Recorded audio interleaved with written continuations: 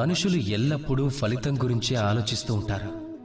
నేను ఏదైతే చేయబోతున్నానో దాని ఫలితం ఎలా ఉంటుందని, దాని పరిణామం ఏంటి అని. కానీ దాని గురించి మీకు చింత ఎందుకు? కర్మ అనేది మంచి అయినప్పుడు దాని పరిణామం చెడ్డది అయ్యే అవకాశమే లేదు. మంచి కోరికతో కార్యం చేపట్టే వారికి ఫలితం గురించిన చింత ఎందుకు?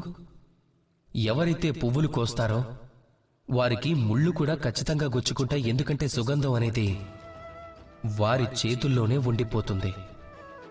వజ్రాల అన్వేషణలో గనిలోకి దిగిన వ్యక్తికి మట్టి మలినమైతే అంటుకుంటుంది, కానీ చేతులలో ఖచ్చితంగా వజ్రం ఉంటుంది.